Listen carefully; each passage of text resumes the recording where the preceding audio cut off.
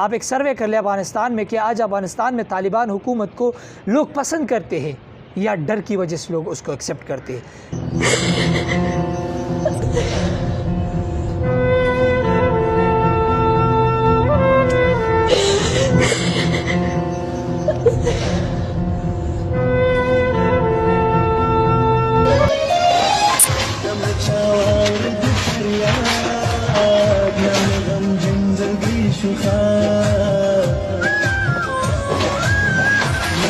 और एक और सवाल है कि ये जो तालिबान है अफ़गानिस्तान में अपने आप को इस्लाम के ठेकेदार समझते हैं, जिस तरह होते हैं ना पाकिस्तान में भी है इस तरह के लोग जो अपने आप को किसी ख़ास तबके, ख़ास ऑर्गेनाइजेशन, ख़ास मज़हब या ख़ास चीज़ के वो अपने आप को ठेकेदार समझते हैं। बिस्मिल्लाहिर्रहमानिर्रहीम, अस्सलाम वालेकुम। एक और सवाल कि बिलाहिर अफ़गानिस्तान में तालिबान हुकूमत को लड़कियों की तालीम से मसला क्या है। एक दफ़ा फिर अफ़गानिस्तान में लड़कियों की तालीम के ऊपर पाबंदी लगा दी गई है। आपकी मालूमात के लिए अर्ज़ करना चाहते हैं कि अफ़गानिस्तान में प्राइमरी लेवल तक बच्चियाँ जो है वो तालीम हासिल कर सकती है, लेकिन प्राइमरी लेवल से अपर क्लासेस तक वो तालीम नहीं हासिल कर सकती। ख़ास तौर पर को एजुकेशन के ऊपर तो बिल्कुल पाबंदी आयद की गई है। एक दफ़ा फिर वो वादे जिसके ज़रिए अफ़गान तालिबान पूरी दुनिया को वो अपने तरफ राग़िब करना चाहते थे। अफ़गानिस्तान हुकूमत की ये ख्वाहिश थी कि अपनी पूरी दुनिया भर में लोग उनको एक्सेप्ट करें, उनकी हुकूमत को।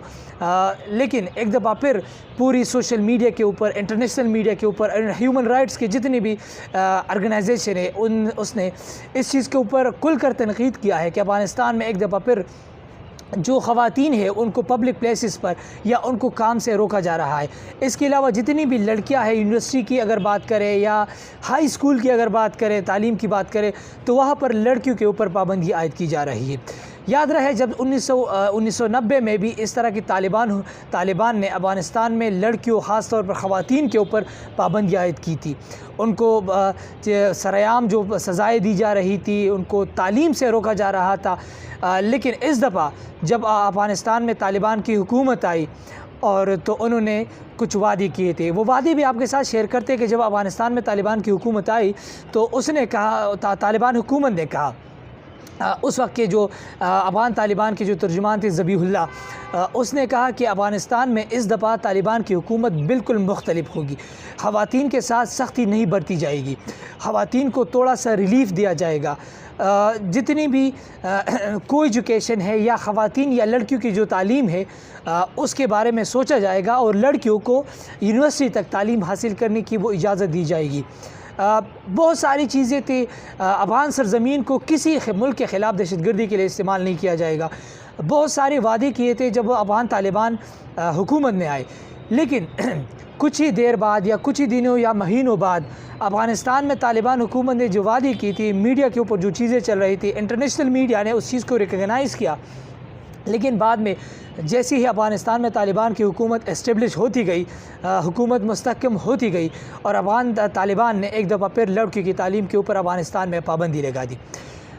एक वक्त दिया गया मखसूस मार्च में जब दोबारा स्कूल या यूनिवर्सिटी खोली गई अफ़गानिस्तान में, तो एक दफ़ा फिर अफ़गान तालिबान ने लड़कियों की तालीम के ऊपर पाबंदी आयद की। एक दोबारा एक वक्त दिया गया, एक मुद्दत के लिए तालीमी निज़ाम को बंद किया गया, ख़ासकर लड़कियों के लिए, और कहा यह गया कि हम इसके बारे में कुछ उसूल निकालने की कोशिश करेंगे। उसके बाद लड़कियों को हाई लेवल और यूनिवर्सिटी लेवल तक तालीम हासिल करने की इजाज़त दी जाएगी। करीबन 1 साल से ज़्यादा या 1 साल के लगभग वो टाइम तो हो गया है, लेकिन अभी तक जो है अफ़गानिस्तान में लड़कियों को तालीम हासिल करने की इजाज़त नहीं की।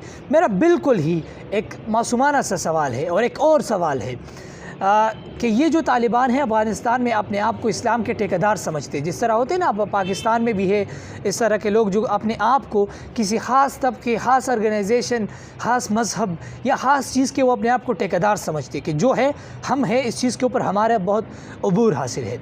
लेकिन मासूमाना सवाल ये है, एक और सवाल ये है कि अगर आप अपने आप को इस्लाम के ठेकेदार समझते हो, आपके इस्लाम में बिल्कुल ही ऐसा तरीक़ाकार नहीं है जहाँ ये बच्चियाँ, जहाँ ये लड़कियाँ पर्दे के अंदर बाइज़्ज़त वो अपना जो है तालीम हासिल कर सके। कोई उसूल नहीं है आपके लिए।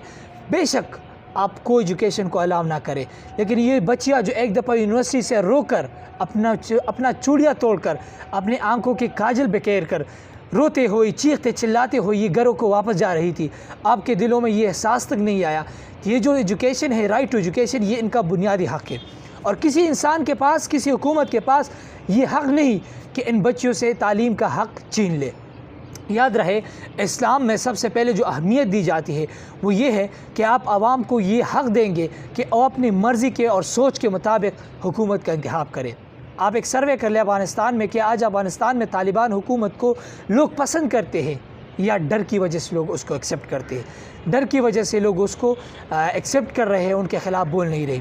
लेकिन ये बच्चियाँ जो रो रही है आज तालीम ना हासिल करने की वजह से, आज आप लोगों की वजह से, जिसके ऊपर ह्यूमन राइट्स की जितनी ऑर्गेनाइजेशन है वो बोल रहे हैं खुलकर, अफ़गानिस्तान के अफ़गान तालिबान के ऊपर तनकीद कर रहे हैं।